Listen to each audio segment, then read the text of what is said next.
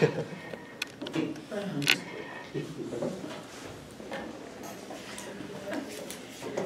right, is everyone ready? Okay, cool. Are you done with that yet? I'll be ready by the time we're ready. Okay, cool.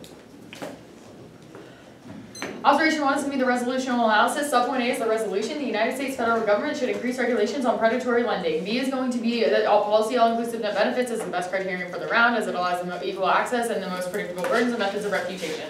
Observation 2 is going to be the background. 1 is that the Federal Deposit Insurance Corporation defines the practice of predatory lending as imposing unfair and abusive loan terms on borrowers. The second point here is that a new emerging form of this is predatory payday loans, which occurs by banks, storefronts, and online companies as short-term credit options. The third argument here is that predatory lending means that borrowers cannot pay back loans or credit because the loan was not assessed based on the person's financial ability, but deregulated issues. The fourth point here is that only federal legislation that addresses the problem is Military Lending Act passed in 2007 that protects members of our military from such practices, but not the civilian population. So the plan text. The United States federal government, through an act of Congress signed by the President, will significantly increase restrictions on predatory payday lending by enacting the recommendations of the Center for Responsible Lending on Payday Loans. Solvency is going to be one that a minimum loan term of 90 days is enabling borrowers to recover from financial emergencies. The second argument is that repayment and installations with no prepayment penalty that has no prepayment penalty enables borrowers to get back on their feet incrementally. The third argument here is that no use of personal check on there is no use of personal check on currently there's no use of personal checking on electronic equivalents as loan. Okay. Basically, they can't put a collateral on your checking account and then take from that if you don't pay it back.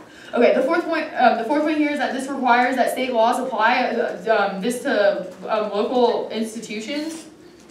Yeah, so that prevents someone from just renting out a building and then say the corporation is in North Dakota. Yeah, basically you can't just like run around the states and get out of these legislations. The little A point here is you're required to take a test for proficiency before you get this, which means that people will have to understand what they're getting into and understand the economic implications of the loan and how exactly it works. A huge problem is that finances are kind of complex sometimes, especially with loans, and a lot of people don't fully understand the terms of the agreement before they enter into it. Advantage 1, economic security.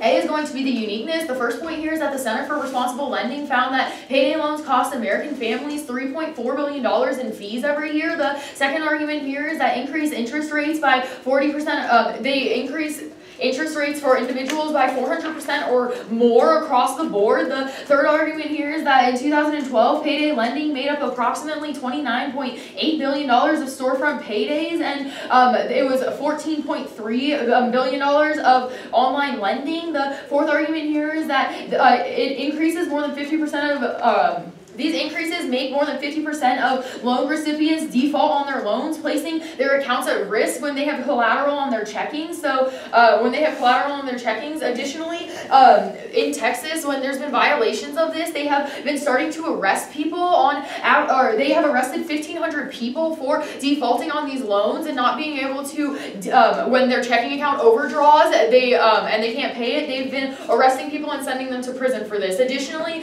within the military, they have been looking at these loans and then reporting it to supervisors, which has created a demotion of people within the military, because if you do not have a proper credit rating, then you cannot hold certain ranks, and this has led to the demotion of members of the military. The fifth argument here is that households that use this were in debt over 40% of the year and were not in an economic position to have these loans that have abusive terms. The solvency is that 1, the plan caps the interest rates of the credit loans and ensures that loans are properly assessed for each individual. The second argument is that they will actually, the little A here is that the state caps have certain state caps have saved citizens more than $1.5 billion a year, and this has been key to education budgets. They have been using this savings to put these towards education budgets. The second argument here is that we decreased the default of individuals because 1, they understand the terms, so they understand understand the fees, and the second argument is that they can't go into their checkings and take everything they have to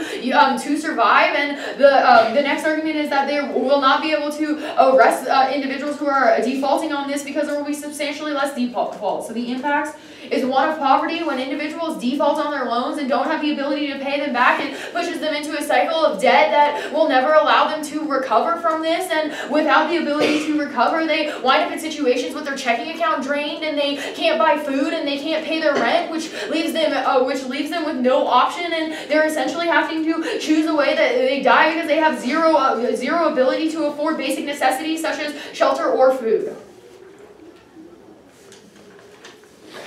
Additionally, when you get put in jail for defaulting on your loans, it just creates a perpetual cycle where you don't have the ability to make more money. When you get out, you're not going to have the same types of job opportunities, and it just becomes an infinitely regressive cycle. Going on to advantage 2, domestic abuse. A is going to be the uniqueness. One is that payday loans affect victims of domestic violence substantially more. The Consumer Financial Protection Bureau said that most domestic violence victims spend 195 days in debt of the year. The little b is that 41% of recipients need cash because once they get out of the relationship, they have no ability to make this because they come from a situation where the abuser was in control of their finances, so they have absolutely nothing if they decide to leave this relationship.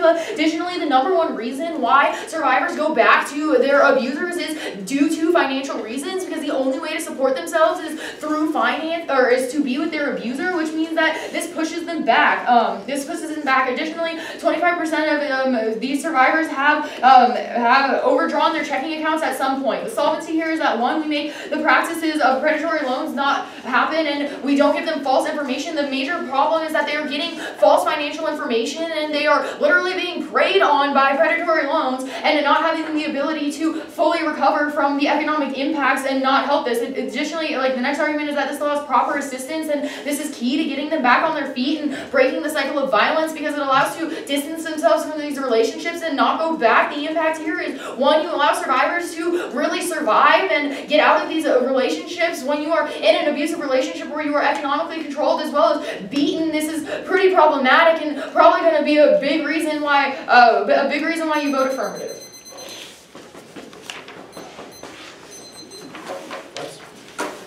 Yes, sir. So, just make sure I clarify, as part of your plan, as part of your solvency, so that people are going to get educated on payday loans? Can you explain that a little bit? Yes. So the specific plan text has a few different things that it requires, and one of them is that people who get the loans must take an aptitude test, essentially, saying that they, demonstrating that they fully understand the terms of the commitment that they are entering into. So they know the fees, they know what's going on, and they can truly understand the financial process instead of having fees linked to their checking account and just having it drained when they miss the fine print on something. What happens if they don't pass the aptitude test? Then they're not going to be getting the loan until they do. Our argument, our argument is that they would do the necessary learning to pass the aptitude test if they truly need that loan. Awesome. We're good.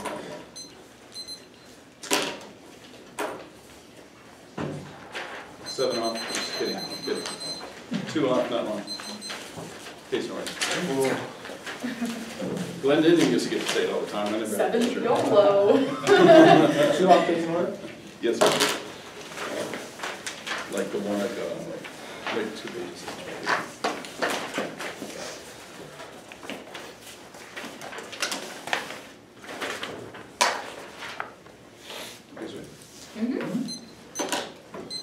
Go first to the disadvantage. First and foremost, like it's called, one is banking confidence. Back up just a sec. Look, we're overarch. You're going to hear a lot of similarities throughout the entirety of both teams. How we're going to save the economy, how we're going to interact. But I'm going to point out how the differentials and the links separate the two of us, and how the impacts, their impacts are what we solve for, and how they can never solve for the impact scenario that we have here that we're going to protect.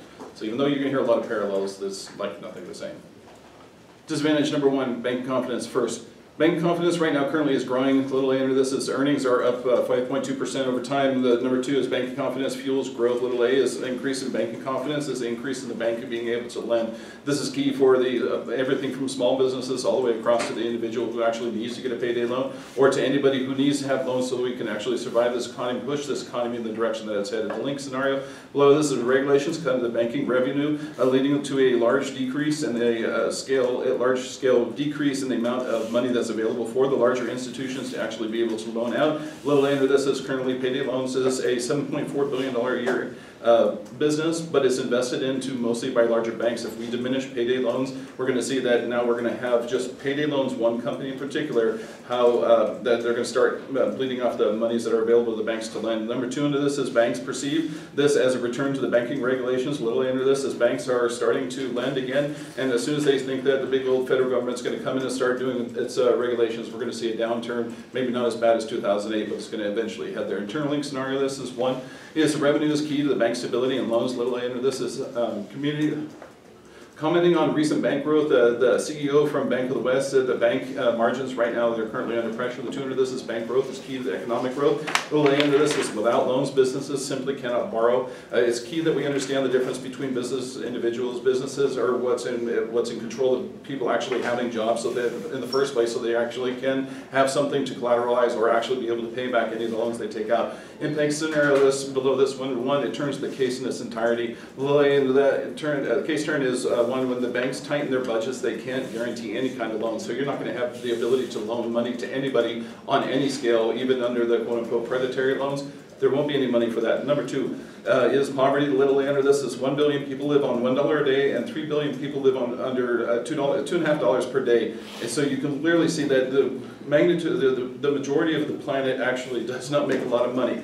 The first people who are going to be hit with these new regulations are the people who are the poor, the people who are not in a socioeconomic position that they actually can live off their paychecks, that they can live off their savings. They're not in a position where they can just survive, as all of us in this room probably perceive as survival.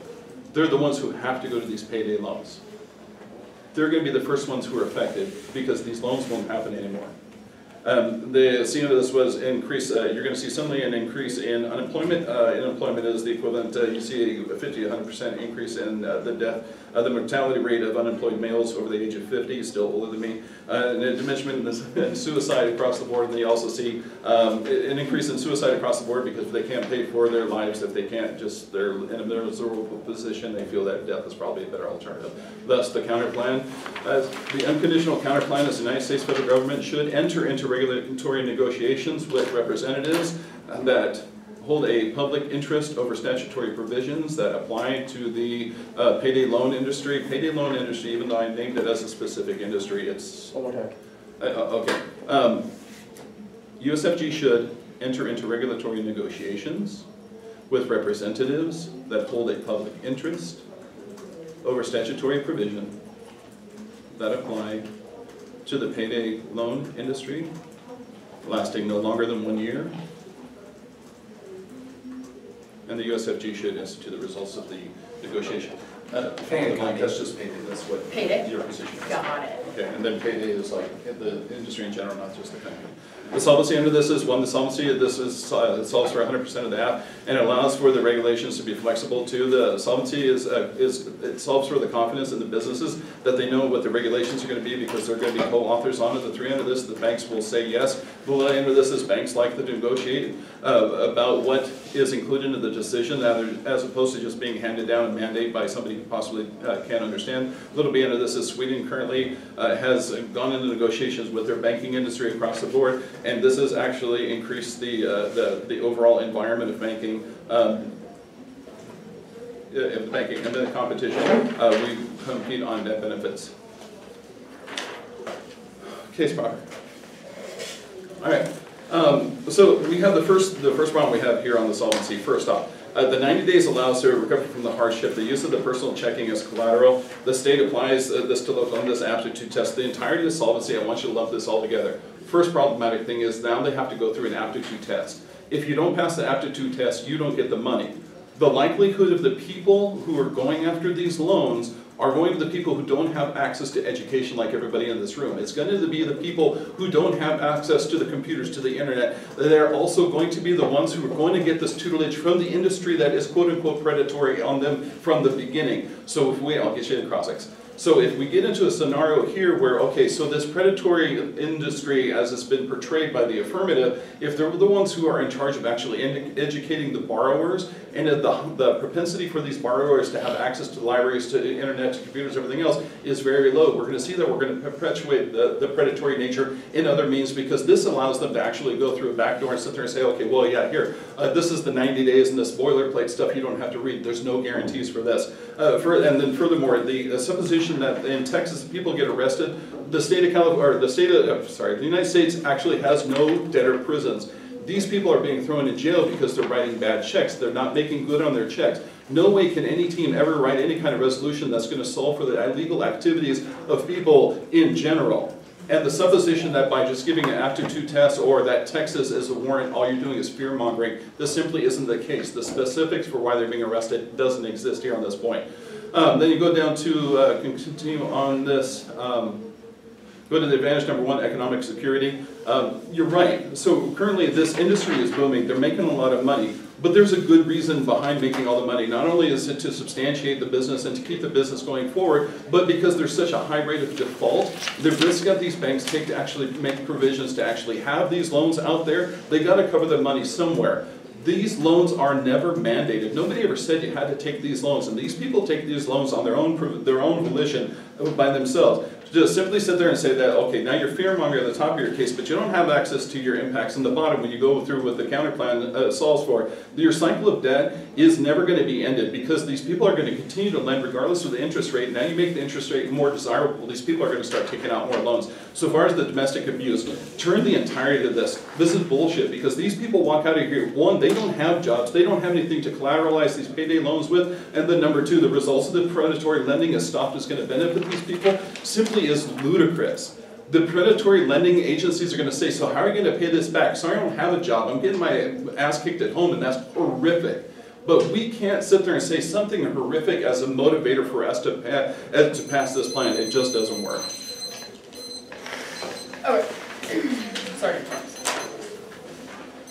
So, basically, you're saying that it's better for people, the aptitude test, it's better for people just to enter into binding financial agreements and not know what they're getting into. That's better than having to know what they're getting into? I'm saying that if you put the onus on the banks educating the borrowers, then they're going to have a greater opportunity to be even more predatory because now they actually, they set what the understanding is. Okay, but an aptitude test that's objective wouldn't be set by the banks, so how would the banks influence the aptitude test? Because the banks have to determine whether they pass the aptitude test or not. So wouldn't they be incentivized?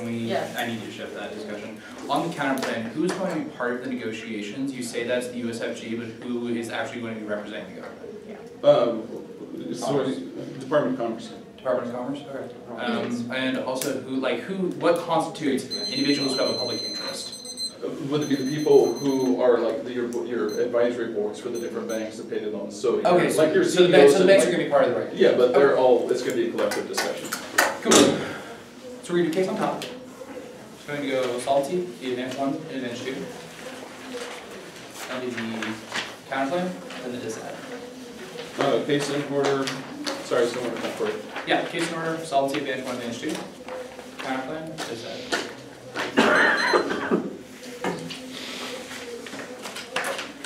Okay, everybody ready? Yes. Okay.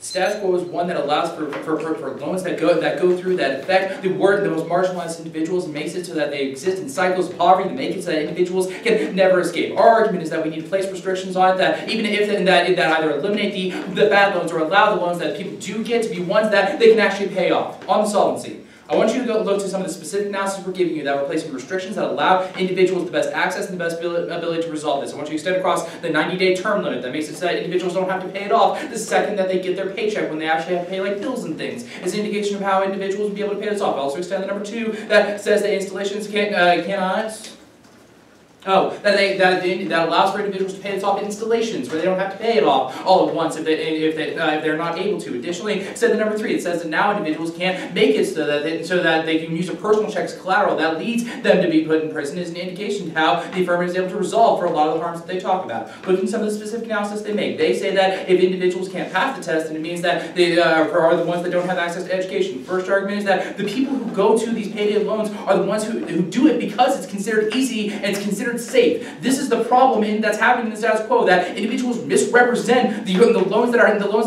being given, to the point in which individuals make it so that you've seen the commercials on TV, like, come right down, we're going to give you $5,000 off of your next paycheck. Like, this is the problem that's happening. The individuals get trapped in these loans with all the fine print that prevents them from ever being able to pay it back. That not only makes it so that they default and it puts them in a worse financial situation, but additionally that it makes it so it's worse. But additionally, the second response to this is that now it makes it so that lenders have to explain the loans that they have in a complete mechanism. That there is a test that makes it so that the individual understands the loan, regardless of the access to education. It means that has to be explained in a way that they understand. It's an indication as to why individuals either will not take the loans they feel like they can't be able to pay it back, or they would get access and they would be able to understand and pay off the loan in a way that doesn't cause them to default. The next argument makes that the United States has no debtor prisons, it's for writing bad checks. The number 3 argument resolves this because we make it now so that you can't write a check for personal collateral. This, under the regulations we described in the PMC, is an indication of how we are able to solve.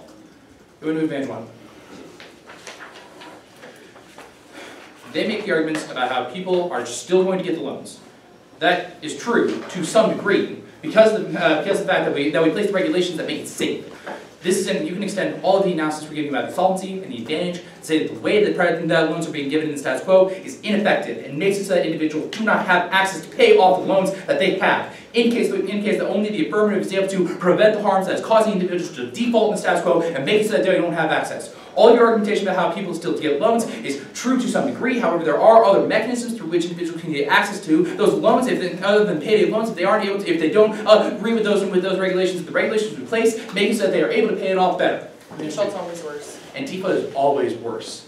Always worse. To the point in which the individual can garnish your wages, they can take you to court, they can take away everything you have. It's an indication of why default is going to be worse. We make arguments about how individuals that are in abusive relationships don't have access to jobs. This is a crux of a lot of our argumentation. That payday loans go after individuals that are in abusive relationships because of the fact that that is the only mechanism, that is the only method they have. Is an indication of how they get trapped in those cycles. Oftentimes, abusers will make individuals in the survivor have to get those loans in the first place in order to maintain that form of control. It's an indication of how only by breaking that are we able to allow for individuals to be able to escape those abusive relationships. It may be a very linear advantage, but our argumentation is that the violence that is happening as a result of this is an indication of how you should be rejecting this practice that affects a specific marginalized population. It's an indication of why the affirmative will be able to resolve this. Good? Yeah. On the counterplay? Counterplay is a horrible idea. Couple of arguments. The first argument is that you're going to be including the big banks that don't want the regulations in the first place. It's an indication to why the regulations, that the result of the negotiations is going to repeal a lot of the restrictions that are already in place. You can look to a couple of examples about how this would happen. The first argument under here is you can look to the Dodd-Frank Act, that while it implemented certain restrictions, the current Republican Congress is trying to repeal a lot of those restrictions. It's an indication of how if you allow for big businesses and CEOs to have a say in this, and this is going to lead to worse regulations and the repeal of those regulations in the first place. Additionally, second argument is that there is a time frame solvency deficit. You allow for this to happen for a full year. It's an indication of how you have one full year of these predatory lending practices still being in place without any solvency for the affirmative. Additionally, the third argument is that there's probably additional solvency time frame deficit as a result of the implementation of these. While the negotiations has to be accomplished within 1 year, is an indication about it would still likely these kinds of agreements take time to be implemented because of the fact that we don't want to freak out banks, even though they're hurting people. That's kind of bad. Is an indication of how there's additional time frame solvency deficit. The fourth argument is that you don't solve for any of the affirmative plan. The specific provisions that we talk about coming out of the affirmative are designed to allow individuals access to loans that are safe. Is an indication of how while you don't provide for any of these things to be implemented. It's an indication of why the affirmative is the only true path to allow for these things to occur. The next argument is going to be the permutation that United States federal government should enter into regulatory negotiations with representatives that hold a public interest over statutory provisions that apply to the payday loan industry and do the plan. A couple of arguments. The first argument under here is that by entering within regulatory negotiations, we allow for the businesses to have a say within these. However, we still are going to implement the necessary provisions that would allow for the protection of the industry. This means that we can avoid the disadvantage. We can avoid the disadvantage of the business confidence while still allowing for these necessary negotiations to go into place. Your argumentation is that we just need to notify the businesses. However, there's no reasons why they need to have a specific say in the negotiations. There's no reasons as to why this is necessary. They can have a voice later. And they can have a voice in later later provisions. Also, the last argument I want on this is that a large portion of the payday loan industry is companies that are specifically designed only for payday loans. Is an indication of why big banks are not going to care about these specific restrictions. It indicates that none of it means that the counterclaim doesn't resolve any of the argument is not intrinsically linked to the disadvantage that you are talking about. It indicates that this argument doesn't function. Disadvantage on the disadvantage. Couple of arguments. The first argument is no link. The first argument is not unique. That the banks are expecting regulations in the status quo. You can look to the fact that there was Senator John Thorne, Republican from South Dakota, spoke with Jay Rockefeller, a Democrat within the Senate, to the Senate Finance Committee about how predatory lending is currently hurting our military personnel, and that new restrictions need to be implemented. It indicates that banks are expecting regulations to come within the status quo. The second argument is no links that banks are not associated with payday loans. Oftentimes, it is individual companies that will work inside of a bank, will rent out the space. However, they are not intrinsically linked to the banks. It's an indication of how these two things are not applied. Additionally, the third argument is the lending that you are talking about is a bad form of lending. Is giving money to individuals who are not able to pay it back and who implement policies that prevent them from ever being able to escape cycles of poverty. Our entire advantage is a straight turn to your analysis. Additionally, the next argument is turn that the defaulting is worse for the revenue. That when default actually happens, it means that they get less revenue back rather than just paying it over time. Is an indication of how we are able to increase banking revenue. Additionally, low interest rates on the Federal Reserve probably resolves any of your banking argumentation.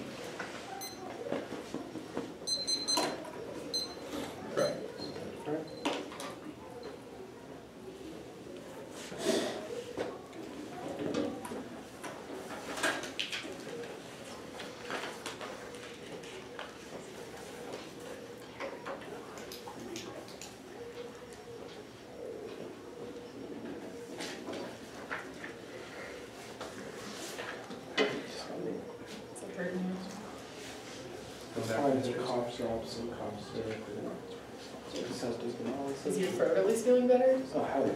Okay. It's a trade-off. Throat feels better, stomach feels worse. So, quick question, when was John Thorne talking about this specifically? I believe that it was a few weeks ago. I do not have a specific date, but the article we were reading was from a few weeks ago. I don't have. Okay, it was dated 2 weeks ago. Like the past millennium. It was within the month. Very recently. Okay. I don't have the exact date. All right. We're going to be going counterplan, disadvantage, then case and order. Oh, I actually do have an answer to your question. Sorry, it was November 20th. November 20th. Yeah. My apologies, I had to put it down here. All right. Probably the 80s. The 80s were awesome.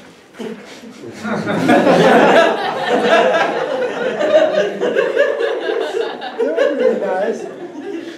You and I can relate. Dude, if you Yeah, got I'm lost. caffeine, you'd love coconut milk.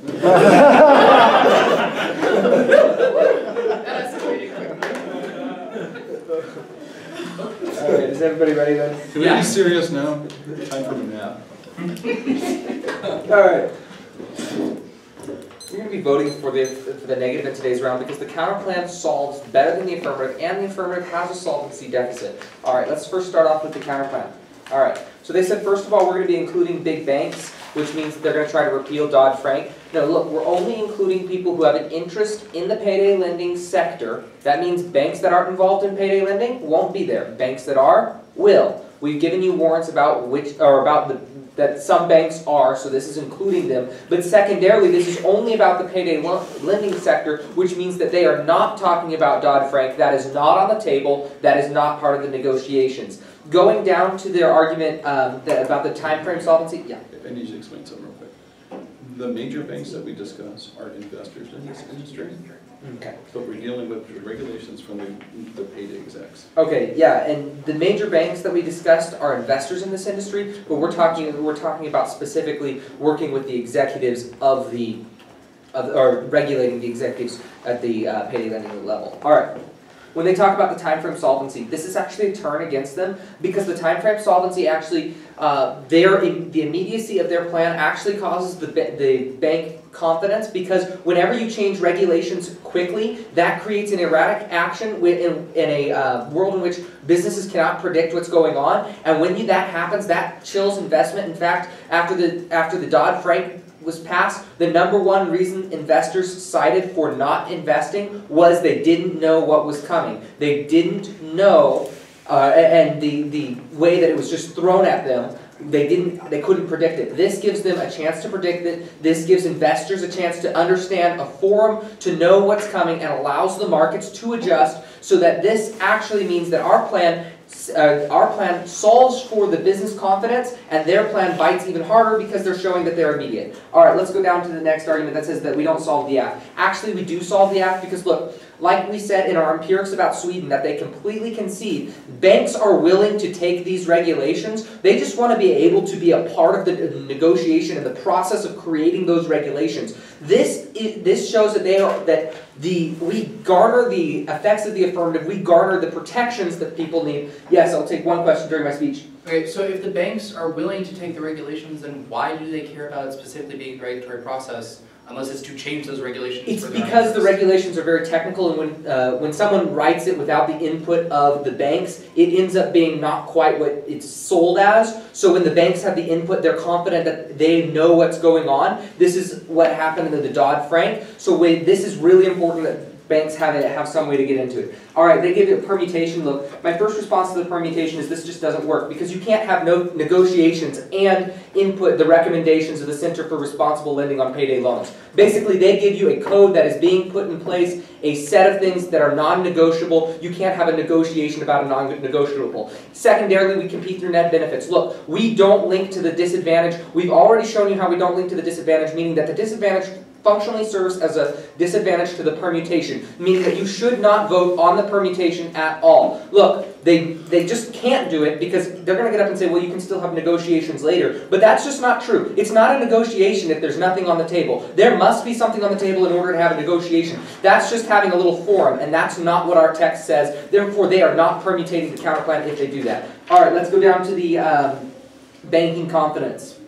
All right, they say non-unique because John Thornton was talking about needing better protections for the military. My first response is just because a congressman talks about it doesn't mean they're expecting it. People have been talking about, congressmen say things all the time that doesn't necessarily mean that it's going to happen. Until there's a bill on the floor, there's not any real evidence that they're expecting that, and they haven't given us this warrant. It's too late to get that warrant since we're out of the constructive speeches. Now, secondarily, my response to this is that he was talking about military regulations on military or payday loans to military individuals. This is not the same thing. This does not mean that they're expecting it. All right, now let's go on to the next argument that they say that these companies aren't linked to banks. This is just not true. The banks are, one, primary shareholders in these companies, but secondarily, they don't go to our warrants where we talk about how it's $2.7 billion of revenue a year for these banks. They don't touch this warrant. That means that they have conceded that the banks are generating a significant portion of their income from this payday lending. All right, moving down to the next argument here. That the default is always worse. No, because the default is built into the payday or into the lending model, and when we are able to work through negotiations, you allow people to change their business model and work through the lending model before you just slap them with new regulations. Therefore, actually, the defaults now, or the post-counterplan world, is far better than the post-plan world because it allows people to account for the new regulatory environment. Now, next they say that low interest check back, but they don't tell us why. They just say they check back. But that's just not true because the banks still need money coming in. Even if it's low interest, it's interest still. They still have to be able to repay the money they get from the Fed, meaning that anything they're talking about, any reduction in revenue, is still harmful to the banks, meaning we still get access to our impacts on this case. Look, they're saying that they want to slap these banks with these regulations right now without any input. We're saying, yes, there's a problem with this predatory lending laws, but we need to have the banks involved and work through it. For instance, on their solvency, when they say that people need an education, that's a great idea, but how does that really work? When you walk into a payday loan office, they're going to administer a test. And there is not enough ability to audit them for them to not say, all right, you can do B and then A and then C or whatever you want to do. There's infinite ability for these banks to cook the test, to cook the results, to set it up so that there is no way that it actually is indicative of the aptitude of the person. What this does is it actually creates a facade of legitimacy that is actually more harmful than the current situation. So their plan, the lack of solvency right here, makes it worse because people can cheat on that test. And believe me, if you're talking about bankers who are already being oppressive, they will cheat. And this is uncontested. They're going to cheat here. The aptitude test is going to be a problem, and they're going to say, no, look, they passed the aptitude test, and that is going to be an excuse for giving people bad loans. So bad loans are actually going to go up in their case, and because they have conceded that the aptitude test will be cheated. Yeah. Okay. All right, on their first advantage. Look, we said that the high rate of default is what causes a lot of this interest rate. And they said, well, yeah, that's true. We need to get rid of that. No, the point is, you're still lending to subprime markets. It's still a subprime market. That means that you will always have a high interest rate. And by subprime, I don't mean that these people are bad or anything. I just mean that they have less ability to repay.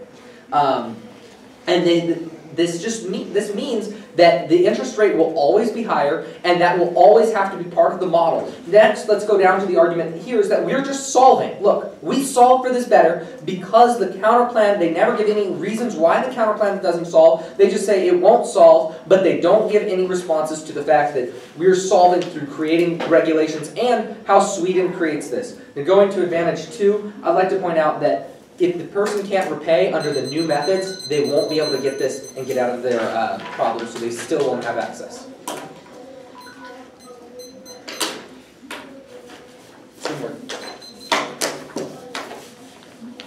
Counter plan, disadvantage, case in order. Overview on the top. Yeah, all right. Yeah, go for it. Let's boogie, baby. No more East jokes in this round. I told you there was going to be an argument over the links, and that's basically where it comes down to. How does our plan link to the resolution? How do they link to the resolution? How do we link to each other? Fundamentally, the counter plan in a vacuum works entirely better to solve for the entirety of the AF's position, and it works to solve for the neg's position as well. Because we bring the regulators to the table. Those who don't want to partake in this, well, whatever. Because those who don't want to partake in this process of the negotiations, first and foremost, well, you impose regulations on them, all they're going to do is redefine what have you. It's better to do it in the world of the counterplan. The argument that both the individuals will not join in the negotiations, but also that those who don't join will then change the way that they practice to maintain the same harms is new and distinct. It's first to answer you, this is my first chance to answer you, and Dan extended when he was discussing the permutations here. It's panel. Under consideration. Okay. Ready? Oh, sorry, I thought you were ahead of that. No, go ahead. Okay, all right, great. Okay, and then so that's the issue with the regulations. You can't do the permutation. You can never vote on the permutation because what you're going to do is you're going to implement a regulation according to, whoever the hell it was, the Center for Responsible Lending. You're going to impose regulations and then you're going to negotiate. Simply doesn't work. There's no way the permutation here is wholly impossible. And to allow this permutation, well, all you're going to do now is you're going to start to impose even more regulations, or you're going to go backwards. So it makes the stability of the entirety of your supposition, your entire case. Is your timer started? No, keep time for me, would you please? Okay, here you go. Oh, thanks, Ray. All right, it's going to make the entirety of your supposition just completely go away. Go to the disadvantage. Okay, we have to understand, like, so there's a whole bunch of arguments of going back and forth of when is the default worse, when is this interest rates and how the predatory interest rates and the predatory practices going into effect here. Yeah, look, default is going to be worse, but it's already built in the lending model. The lending model that these people are actually engaging in right now, the way the payday loans work, there's regulations in place on how it does.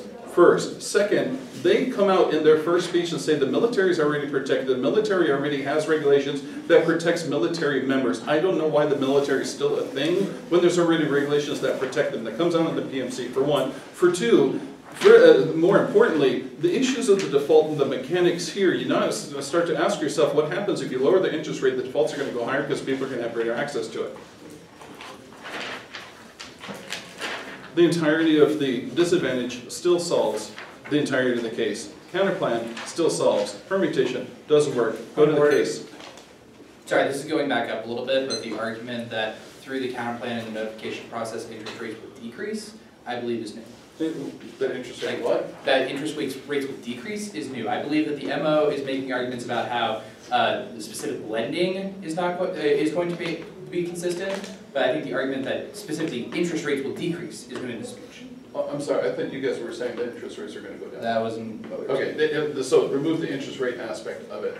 So the interest rates, whatever, strike that out of it, but it's going to make it, then you're going to have greater availability of the loans.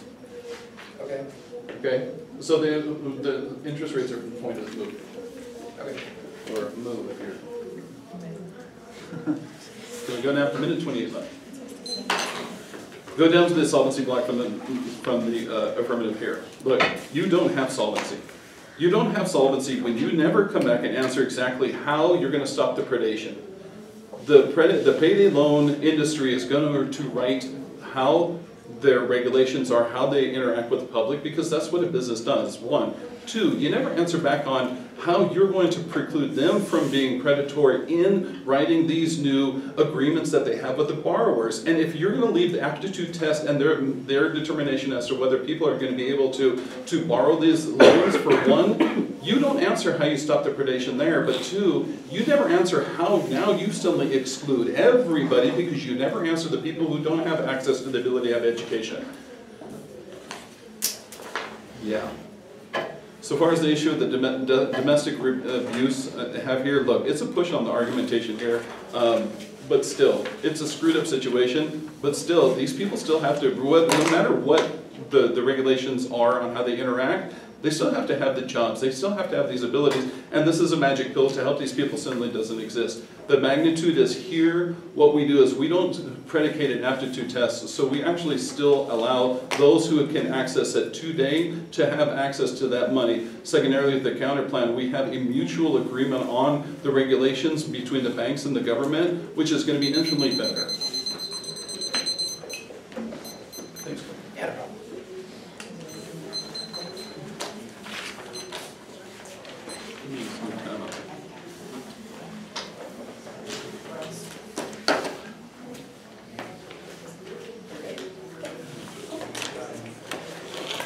Question for you.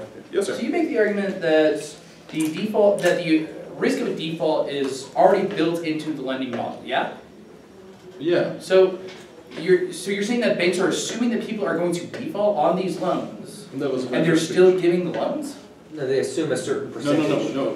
Let me correct you on how it was. The reason interest rates are so high on these payday loans is because they have an anticipated risk that they have to cover of defaults.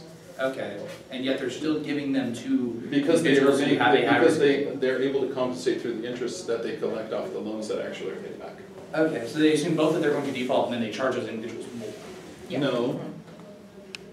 They assume that there's statistically there's a percentage that allows for default, whatever, but it's not blanket. Okay, that's So, fine. it is going to be a slight overview, and then counterplan, disadvantage, solvency, advantage, run, base, shoe, same order that we've been going in this entire thing, basically.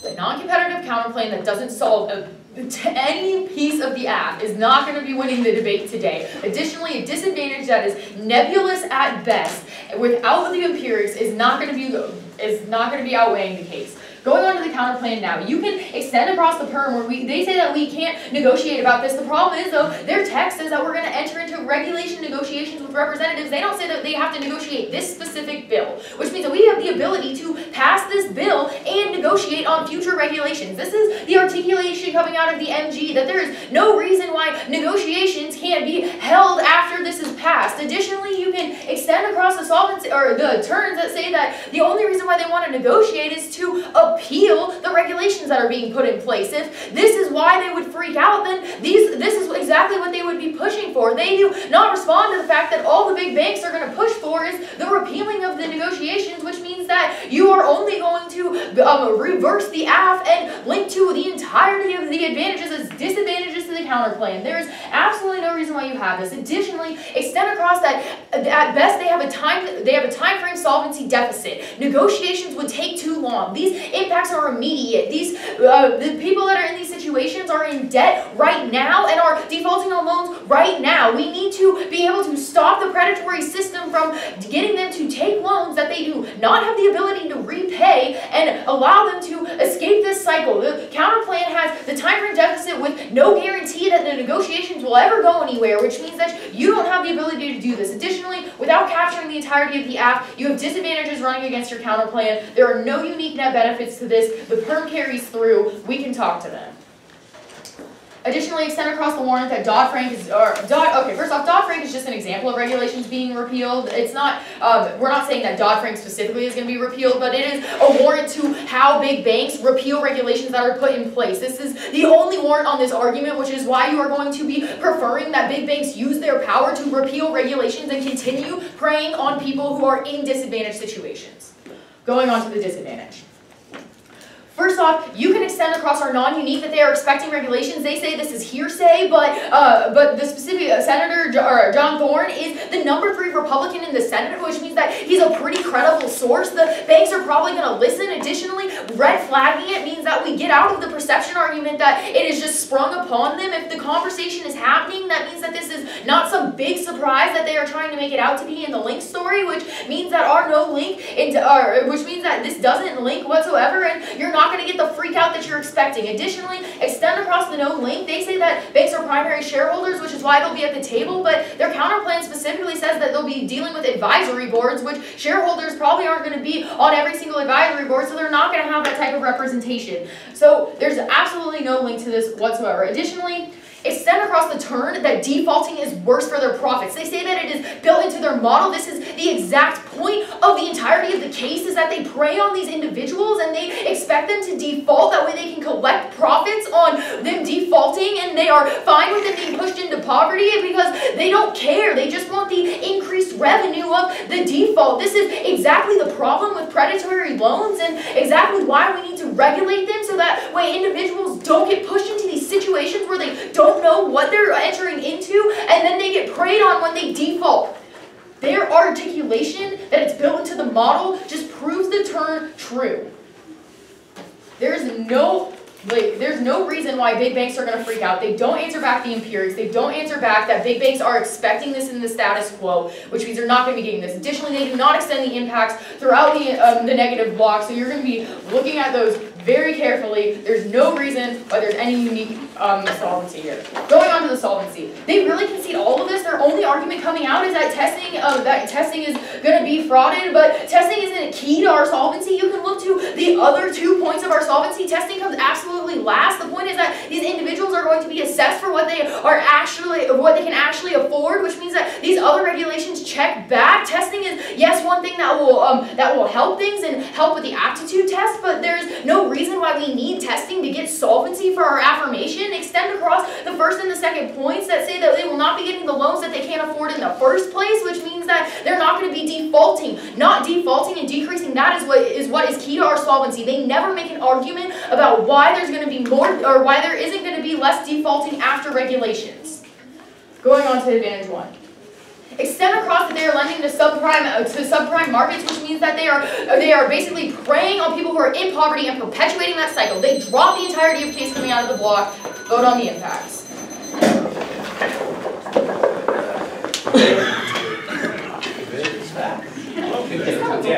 Yes.